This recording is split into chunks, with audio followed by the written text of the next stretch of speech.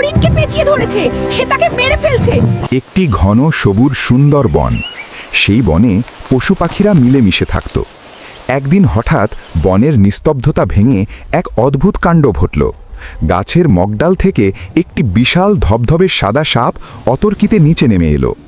সাপটি এতটাই শক্তিশালী ছিল যে মুহূর্তের মধ্যে সে একটি সুন্দর হরিণকে কামড়ে ধরে বনের গভীরে নিয়ে যেতে শুরু করল।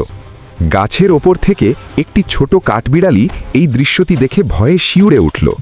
সে দেরি না করে দ্রুত গাছ থেকে নেমে বনের রাজা সিংহের কাছে ছুটে গেল। হাঁপাতে হাঁপাতে সে সিংহকে সব কথা খুলে বলল। খবরটি শোনা মাত্রই বনের রাজা গর্জে উঠল। সে ঝড়ের গতিতে দৌড়ে গিয়ে সাপটির পথ রোধ করল।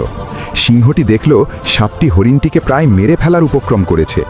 কোনো সময় নষ্ট না করে সিংহ সরাসরি সাপটির উপর ঝাঁপিয়ে পড়ল। শুরু হলো এক ভয়ঙ্কর লড়াই। সিংহের থাবার প্রচণ্ড আঘাত আর তীক্ষ্ণ দাঁতের কামড়ে বিশাল সাপটি কুপোকাত হয়ে পড়ল।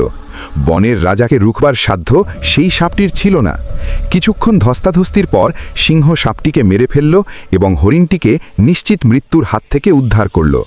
বনের অন্য প্রাণীরা দূর থেকে সিংহের এই বীরত্ব দেখে মুগ্ধ হল এবং রাজাকে ধন্যবাদ জানালো।